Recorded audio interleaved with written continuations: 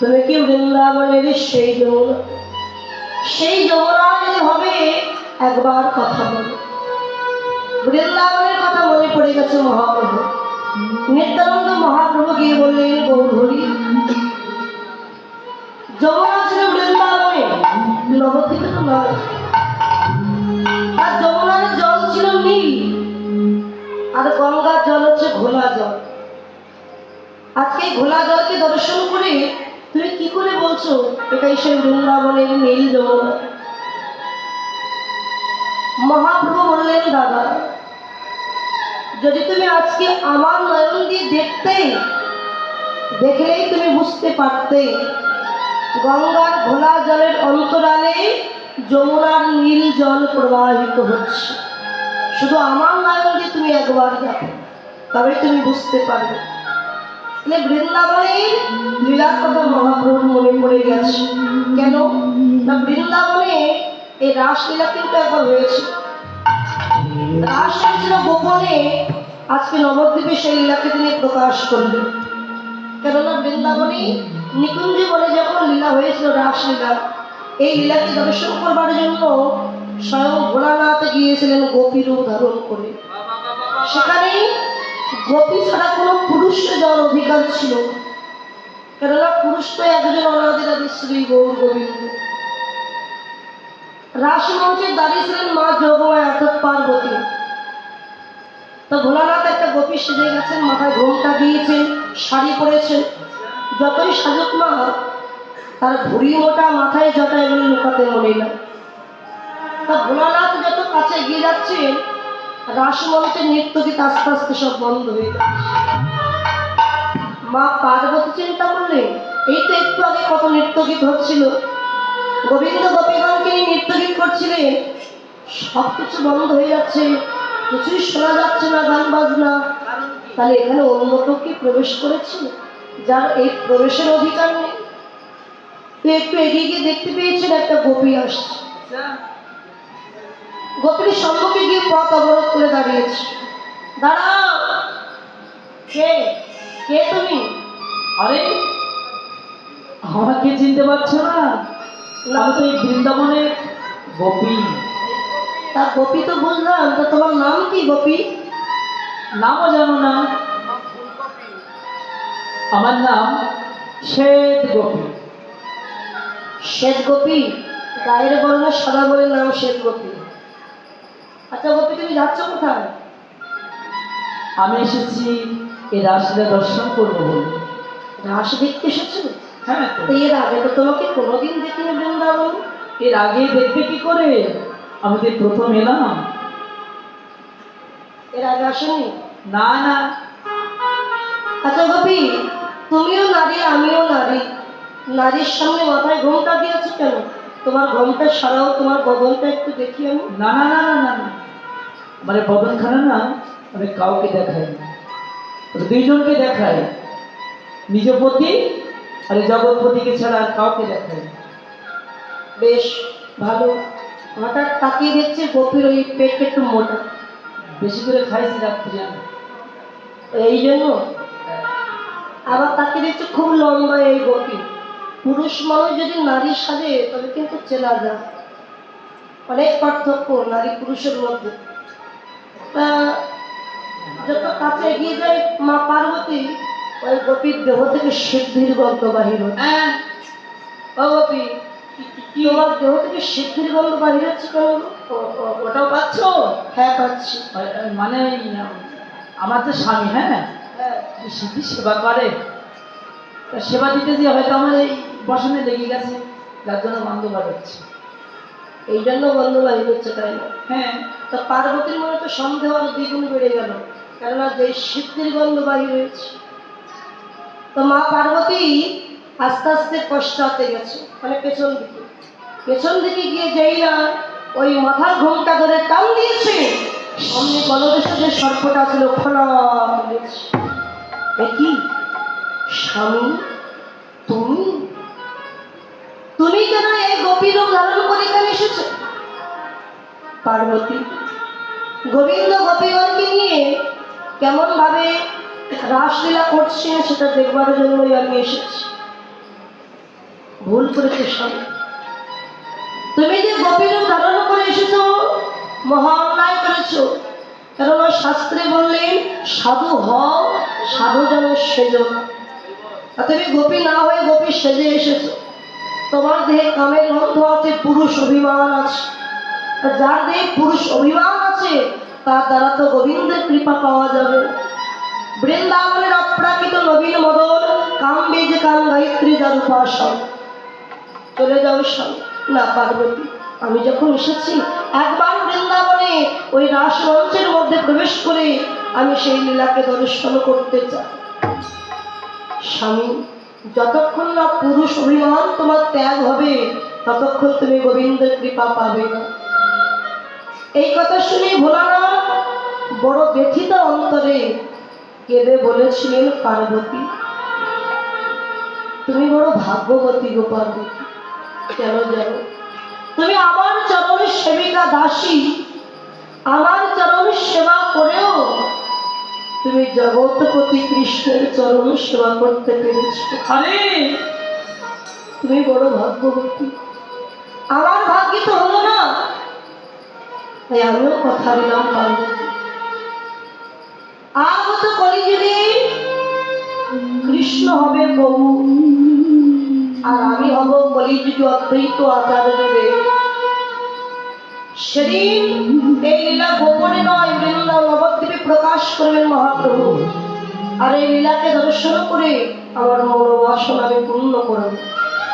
আর শোনো, কলিযুগে যেখানে আমার প্রভু নাম সংকীর্তন হবে আমি সদা সর্বদা সেখানেও বিরাজ করি। কি রূপে জানো? ওই নাম সংকীর্তন মাঝে আমি ভোলা না একটি ডাব রূপ ধারণ করে যাব। মা পার্বতী বললেন, স্বামী তুমি তো আমার স্বামী, তোমার স্থান আমার মাথার উপরে, আর তুমি যদি নাম সংকীর্তন একটি ডাব রূপ ধারণ করে যাও, আমি একটি ঘট রূপ ধারণ করে তোমাকে মাথায় নিয়ে আমরা জীবনে প্রভু নাম গুণকীর্তন শ্রবণ করব। যেখানে কীর্তন হয়, হরিবাসর হয়, দেখবেন যোগমায়ের নামে কিন্তু একটা ঘট বসানো হয়। এখানেও আছে যোগমায়ের নামে ঘট। ওই যোগমায় হচ্ছে মা পার্বতী, আর তার উপরে দেবতী হচ্ছে স্বয়ং বাবা ভোলা মহেশ্বর। সেই ভোলানাথ কলিযুগে অদ্বৈত আচার্যদেব হয়েছে। আজকে ভগবান মনে পড়ে গেছে ভক্তের কথা। কেননা তিনি তো বললেন ভক্তই আমার মাতা পিতা, ভক্ত আমার গুরু, আর ভক্তকে রেখেছে নাম বাঞ্ছা কল্পতরু। ভক্ত যদি খাওয়াই মরে তবে আমি খাই, ভক্ত না খাওয়ালে যে আমি উপবাস।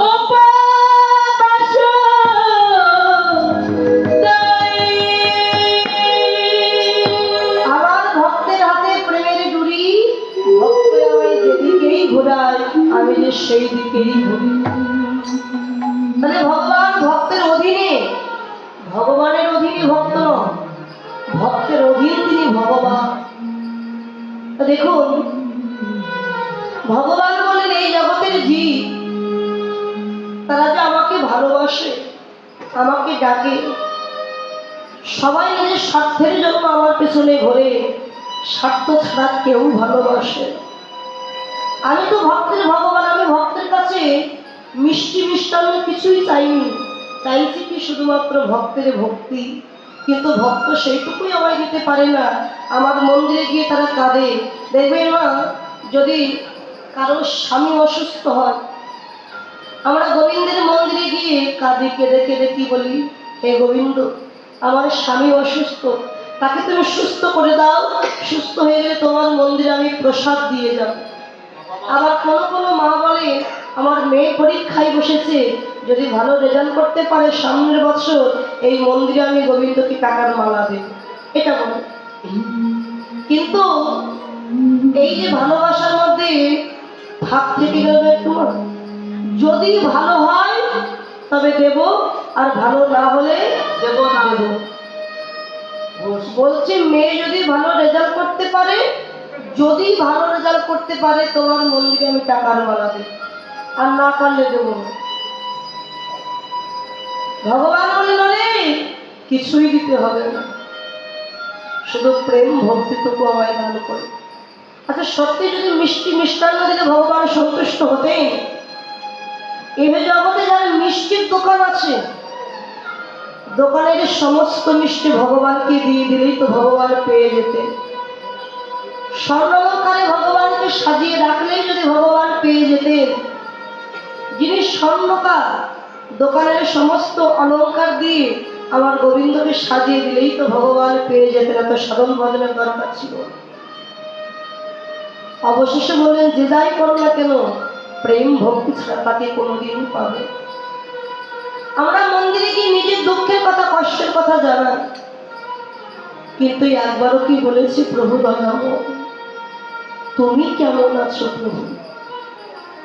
এটা আমরা কেউ কখনো কোনোদিন জিজ্ঞাসা করিনি। কেন? সে তো মাটির মূর্তি, মূর্তি ভেবে তাকে পূজা করি, তাকে ডাকছি এই জন্য জিজ্ঞাসা করি। মহাজন বলেন চাইতেই যদি হয়, ভগবানের কাছে বিষয় বাসনা কোনোদিন চেও না, তার কাছে দুঃখ চাও, কষ্ট চাও। কেন জানো? দুঃখে কৃষ্ণ থাকে, সুখে কৃষ্ণ থাকে। সুখ পেলে কৃষ্ণ চলে যাবে। তার প্রমাণ ওই যে বৃন্দা, ওই যে মহাভারতে ভগবান শ্রীকৃষ্ণ পঞ্চ পাণ্ডবের সাথে 13 বৎসর ছিলেন। যুদ্ধের আগে থেকে কৃষ্ণচন্দ্র পঞ্চ পাণ্ডবের সাথে ছিলেন। তার যুদ্ধ শেষ হয়ে গেছে, এবার যুধিষ্ঠির রাজা হবেন। ভগবান দেখলেন এবার তাহলে আমার চলে যাওয়ার সময় হয়ে গেছে। তিনি জানেন যে আমাকে কখন থাকতে হবে, কখন আমায় চলে যেতে হবে। তাই এক পা দুপা করে ভগবান চলে যাচ্ছেন দ্বারকা, যাচ্ছেন কিন্তু যেতে পারছেন। এই মনটা বারবার কাঁদছে ওই পঞ্চ পাণ্ডবের জন্য, যাদের সাথে 13 বৎসর ছিলেন। তাদের ছেড়ে যেতে তো একটু কষ্ট হবে, যেতে পারছে তো চিন্তা করলেন চলে তো যাব, যাওয়ার আগে আর একবার ওই পঞ্চ পাণ্ডবকে একটু দেখে আসি, ওরা কি করছে আমায় ছেড়ে। আমি যেমন কষ্ট পাচ্ছি ওরাও মনে হয় একইভাবে আমার জন্য কষ্ট পাচ্ছে। আবার এক পা দুপা করে হস্তিনাপুরে ফিরে গেছেন ভগবান। রাজসভায় প্রবেশ করতে যাবেন, হঠাৎ দেখতে পেল ওই যুধিষ্ঠির রাজা হবে জেনে চতুর্দিকে আলো দিয়ে সাজানো, ফুল দিয়ে সাজানো, আর পঞ্চ পাণ্ডব আনন্দে হই হুল্লোড় করছে, নৃত্য গীত করছে। থমকে দাঁড়িয়েছে ভগবান, যাক ওরা তাহলে আমায় ভুলে গেছে। আমি তো চেয়েছিলাম যুধিষ্ঠির রাজা হোক, ধন সম্পত্তি ফিরে পা, ধনী হোক, তাই তো হয়েছে। তবে আর কেন কষ্ট পাবো ওদের জন্য? ওরা ভালো থাক, সুখী থাক। এই বলে কৃষ্ণচন্দ্র আবার এক পা করে চলে যাচ্ছে। দেখছে একটি অন্ধকার জায়গা, সব জায়গায় আলো দিয়ে সাজানো, কিন্তু ওই জায়গাটা কোনো আলো না। অন্ধকারে বসে বসে একজন মা কাঁদছে। কৃষ্ণ কি দেখে আর কেউ নয়, ওই পঞ্চ পাণ্ডবের মা দেবী কুন্তী বসে বসে কাঁদছে। কৃষ্ণ গিয়ে ডাক দিয়েছে, পিসি, ও পিসি, তুমি অন্ধকারে নিরজনে বসে কাঁদছো কেন পিসি? আজকে তো তোমার আনন্দের দিন, সুখের দিন। তোমার যুধিষ্ঠির রাজা হবে, তুমি রাজমাতা হবে, তোমার তো সুখের দিন, তবে কাঁদছো কেন পিসি? কুন্তী কৃষ্ণের দিকে তাকিয়ে বলে, কৃষ্ণ, কৃষ্ণ রে, একবার ভালো করেছে ওই পঞ্চ পাণ্ডবের দিকে,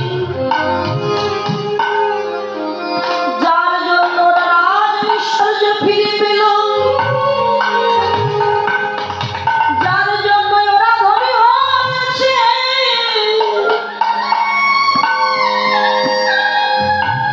সেই কৃষ্ণকে ভুলে ওরা কতই আনন্দ করেছে।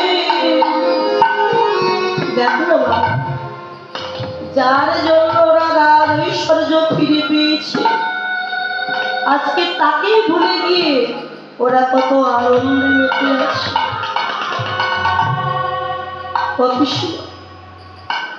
ওরা আমায় ভুলে গেছে, তো কি হয়েছে পিসি?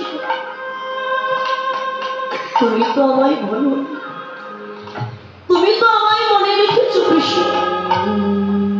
আমি চলে যাচ্ছি দ্বারকা, আর কোনোদিন হয়তো তোমার সাথে আমার দেখা হবে না পিসি। আরে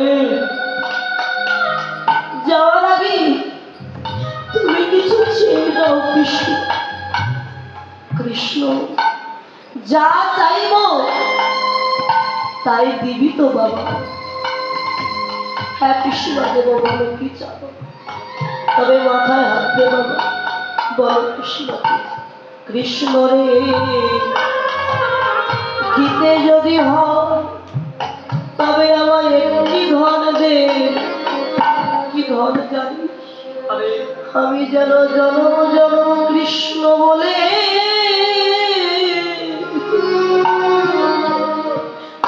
আমি কাঁদিতে, আমি কাঁদিতে পারি।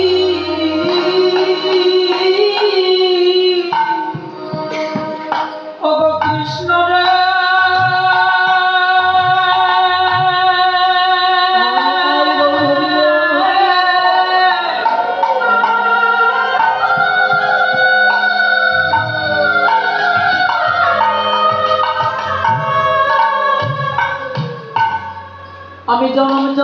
কৃষ্ণ কৃষ্ণ বলে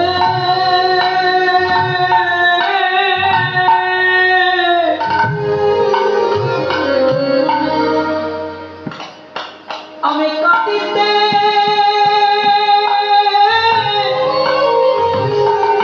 কাটিতে পারি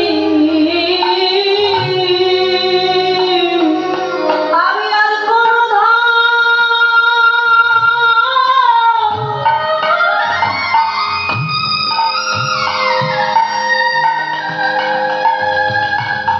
আমি আর কোনো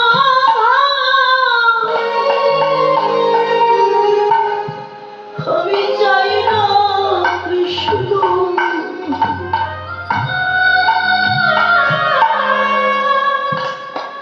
আমি যেন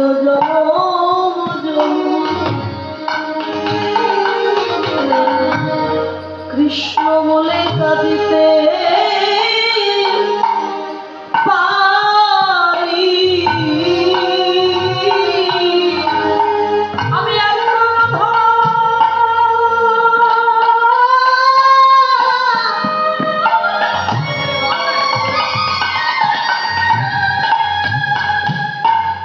আমি আর কোনো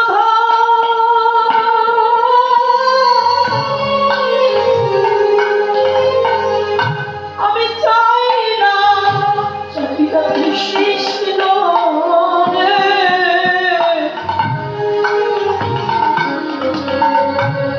আমি যেন হা কৃষ্ণ কৃষ্ণ বলে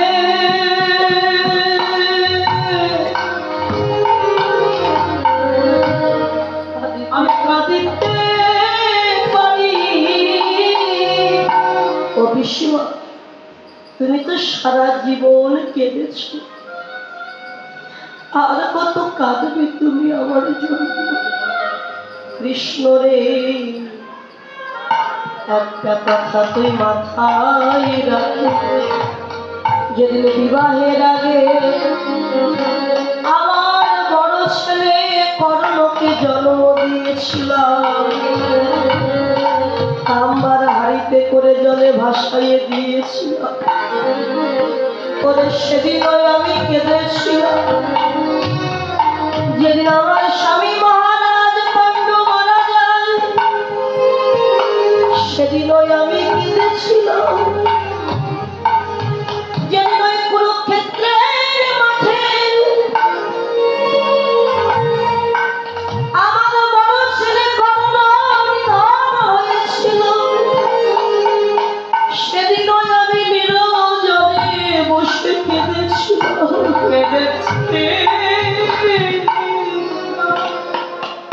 পিসিমা, তবে আর কেন কাঁদতে চাইছ? কৃষ্ণ রে, যখন আমার কেউ ছিল না, তখন আমার কাছে আমার কৃষ্ণ ছিল, কিন্তু একবার আমার কানে চেয়ে দেয়, আজ আমার সব হয়েছে, শুধু কৃষ্ণ চরণ ছাড়া হয়ে গেলাম। কৃষ্ণ রে,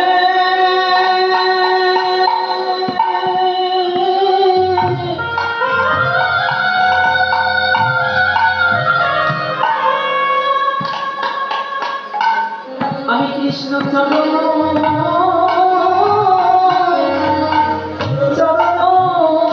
ছাড়া আমি হয়ে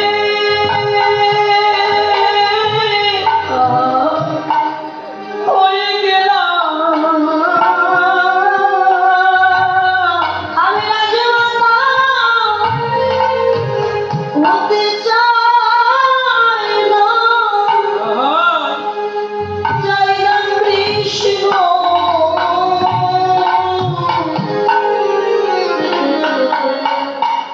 কৃষ্ণ চরণ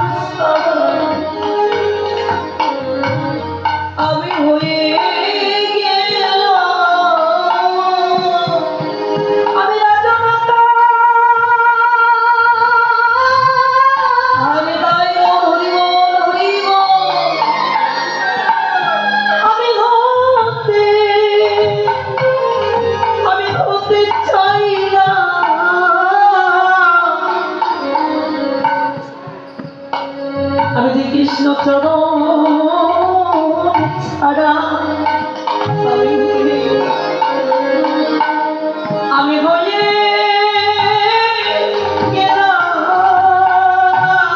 কৃষ্ণ, তাই যে সুখে কৃষ্ণ থাকে না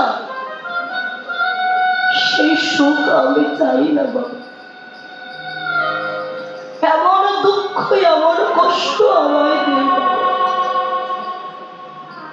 যেন সারা জীবন আমি কৃষ্ণ বলে থাকতে পারি। পিসিমা, এই জগতে ভক্ত আমায় ডাকে, সবাই বিষয় বাসনা চায়,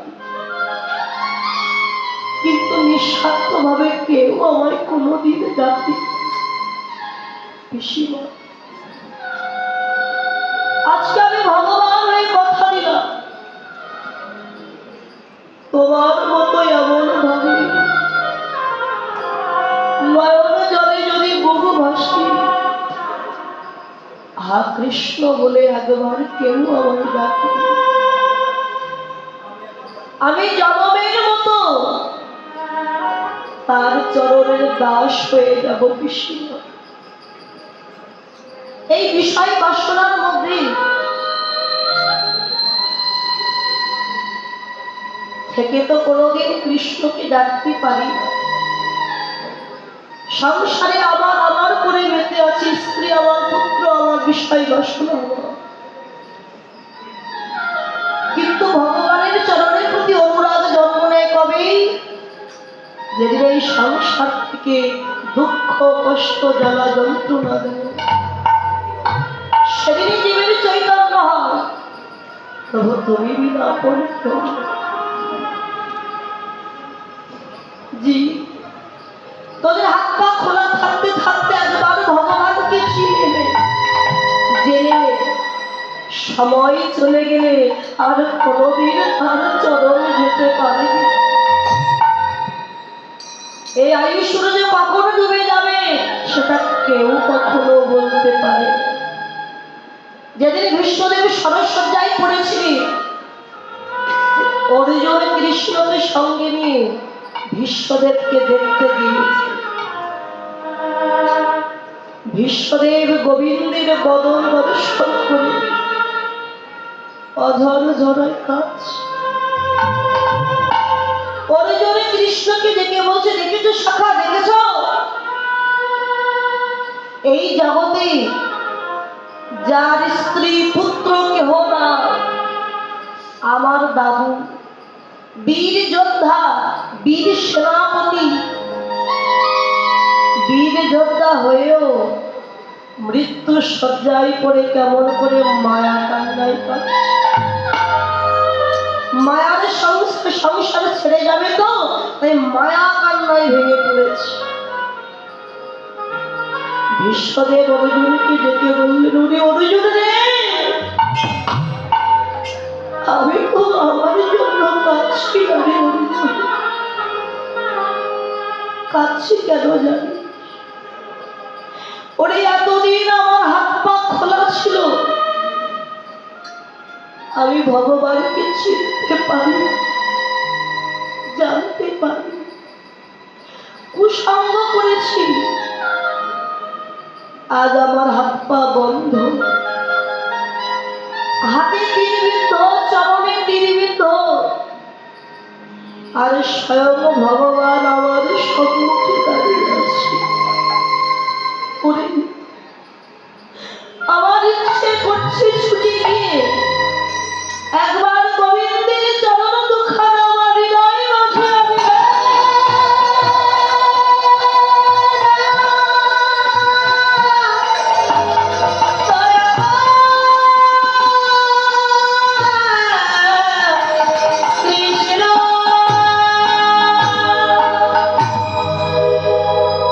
শত চেষ্টা করলেও আমি যেমন গোবিন্দের চরণে পৌঁছাতে পারব।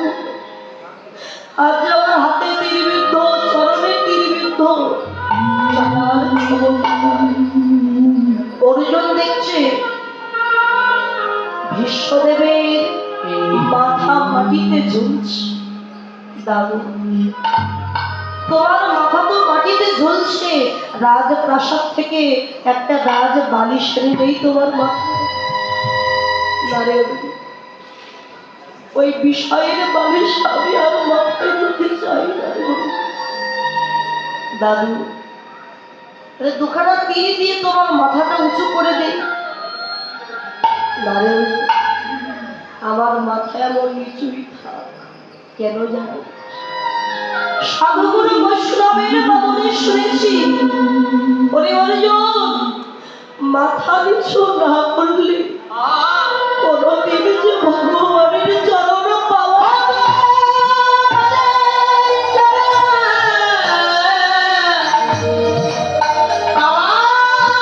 যায় না।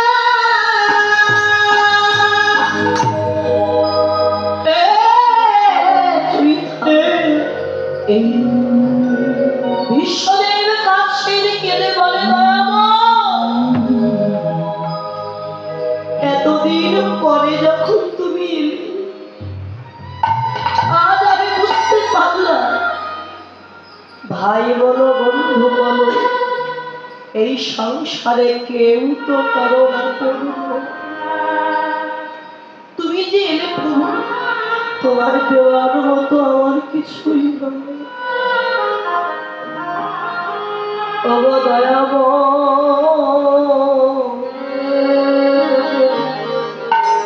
এ জন্মে তো হলো না আমার কৃষ্ণ বলা, তাই আবার যদি আমায় জন্ম দাও, আশীর্বাদ করো দয়া, সেদিনে যেন কৃষ্ণ ভক্ত হয়ে আমার জন্ম হয়, সেদিন কৃষ্ণ ভক্ত হয়ে সকাল সকাল সাধুগুরু বৈষ্ণবের বাজারে গিয়ে ভক্তের চরণ দুখানা হৃদয়ে জড়াই ধরে যেন দুটি নয়ন জলে ভক্ত চরণ আমি ধোয়াতে পারি। দুটি নয়ন জলে ভক্ত চরণ আমি ধোয়াতে পারি। সেদিন যেন কাঙাল মনে আমার দিও না ফেলে, দুটি নয়ন জলে চরণ আমি ধোয়াতে পারি। আমি কাঙাল বলে, কাঙাল বলে সময় দিও না এলে। দুটি নয়ন জলে ছাড়া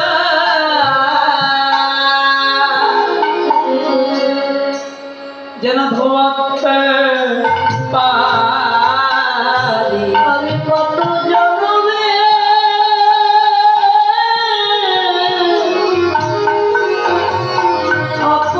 অপরাধী,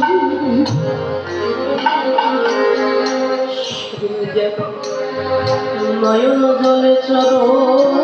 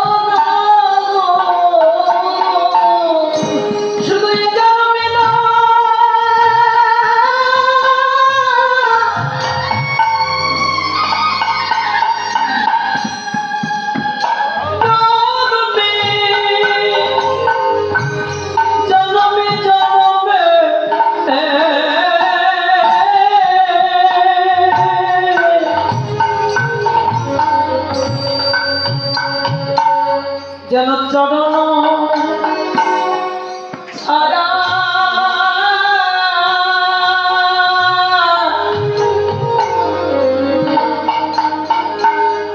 আমায়